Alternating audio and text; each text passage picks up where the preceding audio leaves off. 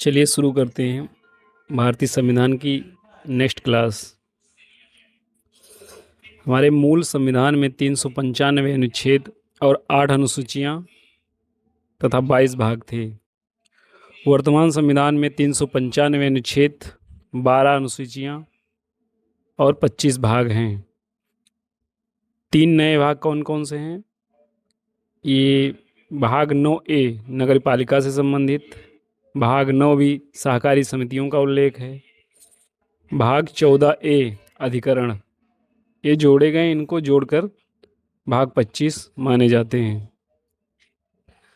आगे देखते हैं भारतीय संविधान की अनुसूचियां मूल संविधान में 8 थी, वर्तमान में 12 हैं। पहली अनुसूची संघ और राज्य क्षेत्र से संबंधित है।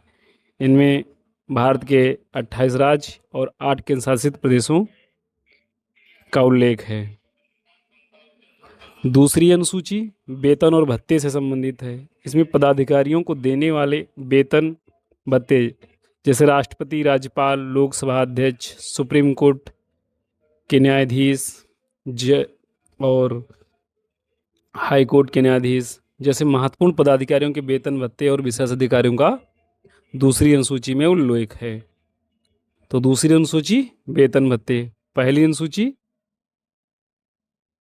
संघ और राज्य क्षेत्र, दूसरी वेतन भत्ते। लेकिन दूसरी वेतन भत्ते की अनुसूची में हमारे उपराष्ट्रपति का वेतन का उल्लेख नहीं है, क्योंकि उपराष्ट्रपति जो है राज्यसभा का पदेन सभापति होता है। इसलिए जो उपराष्ट्रपति को वेतन दिया जाता है वो उपराष्ट्रपति के रूप में नहीं, राज्यसभा के सभापति के रूप में वेतन दिया जाता है। तीसरी अनुसूची शपथ से संबंधित है, शपथ प्रतिज्ञान। तो इसमें मंत्री, सुप्रीम कोर्ट के जज, हाई कोर्ट के जज, संसद सदस्य आदि द्वारा ली जाने वाली शपथ का इसमें प्रारूप है। तो तीसरी अनुसूची शपथ के प्रारूप से संबंधित है। लेकिन इस सूची में राष्ट्रपति, उपराष्ट्रपति और राज्यपाल की शपथ का उल्लेख नहीं होता है, क्योंकि इनकी शपथ का उल्लेख अनुच्छेद में है।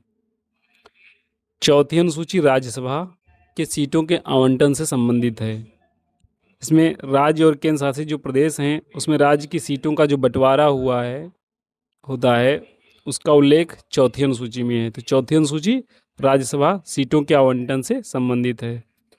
पांचवी अनुसूची SC/ST अनुसूचित क्षेत्र और अनुसूचित जनजाति के प्रशासन और नियंत्रण से संबंधित है।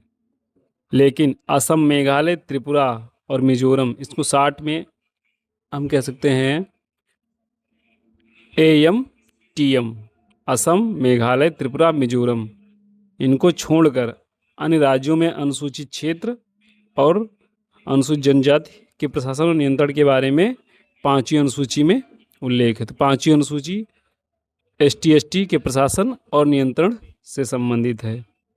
छठी अनुसूची 4 पूर्वोत्तर राज्यों का प्रशासन, वही राज्य AMTM, असम, मेघालय, त्रिपुरा और मिजोरम के जनजातीय क्षेत्रों के प्रशासन से संबंधित है छठी अनुसूची।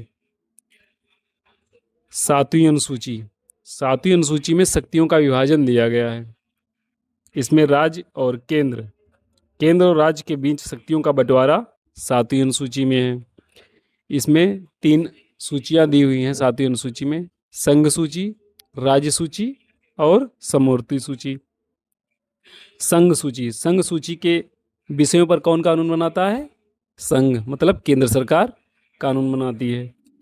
इसमें पहले 97 विषय थे, वर्तमान में संघ सूची में 100 विषय हैं।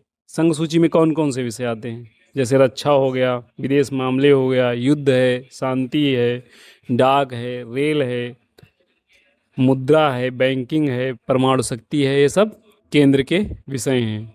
जो समझ लो हम जो केंद्र के शासन में आते हैं, केंद्र उसका निर्णय लेता है, वो केंद्र सरकार के विषय संघ सूची में आते हैं।